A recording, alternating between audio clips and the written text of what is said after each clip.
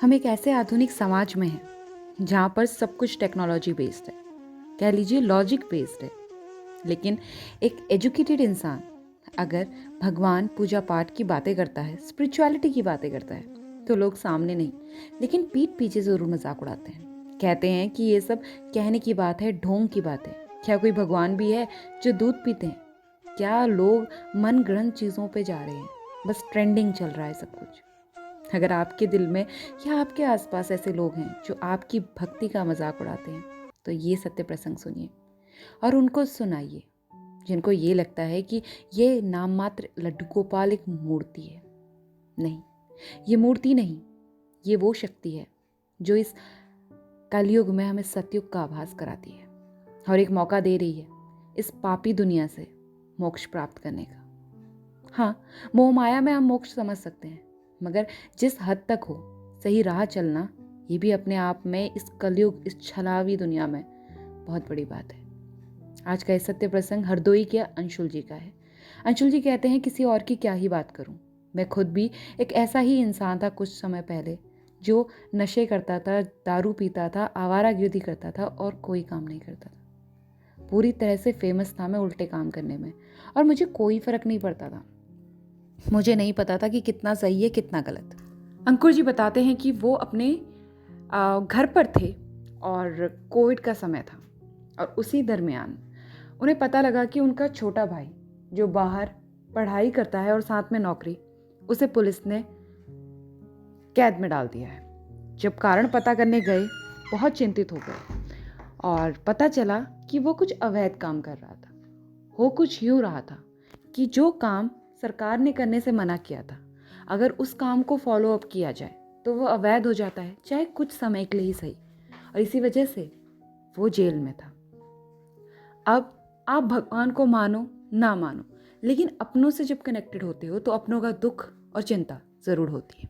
अंशुल जी कहते हैं, मुझे बहुत चिंता हो गई, अब समझ नहीं आ रहा था क्या करूं। तभी माँ ने कुछ काम से बहन के घर भेजा और बहन के घर गया तो मैंने पाया कि मेरी बहन के पास एक लड्डू गोपाल हैं, जिनको वो भोग लगाती है, एक बच्चे की तरह पालती है। सुबह उठा तो देखा स्नान करा रही है और उसके बाद उससे बातें कर रही है। मैं अंदर ही अंदर खूब हंसता था कि ये भी क्या अलग ही नौटंकी चल रही है, मगर कह नहीं सकता था किसी से कुछ, क्योंकि बहन के घर पर था और बहन से बोलता तो शायद वो नाराज़ हो जाती। ये भी नहीं बताया था कि उनके भाई को पुलिस ने पकड़ा है, बस चुपचाप ये सब देख रहा था। जब उनसे रहा नहीं गया तो उन्होंने बताया कि बहन किसी से बताना मत, लेकिन हमारे छोटे भाई को पुलिस ने पकड़ा है और इसी वजह से थोड़ा परेशान हूँ। उनकी बहन ने कहा कि भैया क्या किया जा सकता है। पहले तो वो थोड़ी चिंतित हुई, उसके बाद वो अपने लड्डू गोपाल के पास गई और कहा, ये है ना, ये सब देख लेंगे, चलो हम थोड़ा सा स्ट्रेस आउट करने के लिए वृंदावन चलते हैं। अब भाई को जो पुलिस ने पकड़ा है वो तो कार्रवाई के बाद ही छूटेगा, लेकिन वृंदावन तो जाया जा सकता है। वो लोग वृंदावन गए। वृंदावन जब पहुंचे तो वो कहने लगे, जैसे जैसे मैं आगे जा रहा था, जैसे जैसे अलग अलग जगहों पे, स्थानों पे वो भगवान की लीलाएं बताती, मेरा मन न जाने क्यों लेकिन विचलित हो रहा था, भगवान को देखने के लिए उतारू हो रहा था। मुझ जैसा नास्तिक आज भगवान को देखने के लिए इतना इतना परेशान था, और ये देखकर मेरा माइंड भी परेशान था। कहते हैं आगे, जैसे ही वो वृंदावन पहुंचे, भगवान को देखा, वो भगवान से आई कांटेक्ट करते रह गए, भगवान से नजरें नहीं हटी, आंखों से आंसू बहते गए बहते गए बहते गए। वो समझ नहीं पा रहे थे क्या हो रहा है, मगर कुछ तो था जो ज़रूर हो रहा था।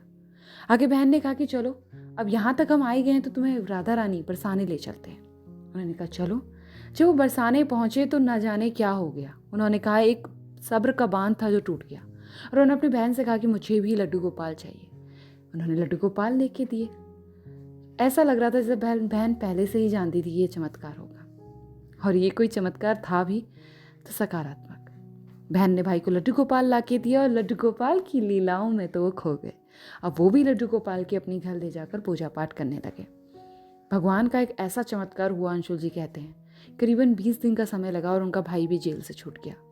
अंशुल जी आज एक स्टेबल इंसान है, जिसने सारे गलत काम छोड़ दिए हैं, बस एक राधा नाम जप लिया है। वो कहते हैं कि उसके बाद उनकी शादी एक अच्छी लड़की से हुई जो धार्मिक थी।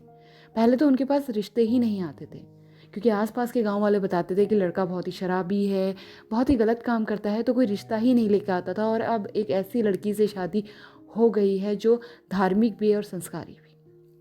कहते हैं लाइफ में सब कुछ है। और मैं किस गलत राह पे था, मुझे नहीं पता कि मैं क्या क्या किया करता था, लेकिन आज मैं कुछ भी कर लूँ, मेरे भगवान मुझे गलत राह पे चलने नहीं देते। और हाँ, अब मैं खुद पर हंसता हूँ। जो मैं पहले हंसा करता था ना, भगवान भक्ति देखते हैं, सामने वाले को वो नेत्र प्रदान नहीं है जो भगवान ने हमें किए हैं। तो बी श्योर कि इस भक्ति में आप पागल भी साबित हो सकते हैं। भगवान आपके साथ संपर्क में, उनके साथ भगवान का कोई संपर्क नहीं। तो अगर सामने वाला हंसता है तो उसे नादान समझिए, क्योंकि भगवान की भक्ति हर किसी को नहीं मिलती। वो कहते हैं ना कि हम भगवान को नहीं चुनते, भगवान हमें चुनते हैं। और मेरे लड्डू गोपाल के केस में तो ऐसा ही है, वरना मुझ जैसे भी इस भक्ति में पड़ते आज मैं खुद भी शौक हूँ। एक समय ऐसा भी था जब मैं लोगों को देखती थी, हालांकि तिरस्कार मैंने किसी का नहीं किया, अपनी बात कर रही हूँ, मगर विश्वास नहीं होता था। और आज है कि विश्वास अचूक है, प्रगाढ़ होता जा रहा है। ये विश्वास है जो मुझे हर समस्या से उभारेगा। कोई भी समस्या आती है ना, मैंने अपने लड्डू गोपाल पे छोड़ दी।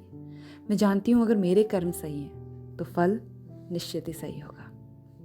वही तो एक है जो उस महाभारत की रणभूमि में भी मुस्कुरा रहा था और अपनी बंसी बजा रहा था। तो आज का सत्य प्रश्न अंशुल जी का, जो बताते हैं कि हंसने से लेकर हंसाने तक का सफ़र कैसे तय किया। आज राधे राधे है और सब घर में बहुत खुश हैं। तो ऐसे ही भगवान जीवन में चमत्कार करते हैं, बस ज़रूरत है तो एक विश्वास की, जो उनकी बहन को था कि हो जाएगा और हो भी गया। तो आज का सत्य प्रसंग तो यहीं तक। आशा करती हूँ आपको कुछ सवालों के जवाब तो ज़रूर मिले होंगे जैसे मुझे मिले, और अगर मिले तो लाइक बटन पे क्लिक कीजिए, सब्सक्राइब कीजिए चैनल को ऐसी ही सत्य घटनाओं के लिए, शेयर कर दीजिए अपने उन सभी दोस्तों से जो कहते हैं कि भगवान की पूजा करना एक पाखंड है, इस तरह से करना तो खासकर।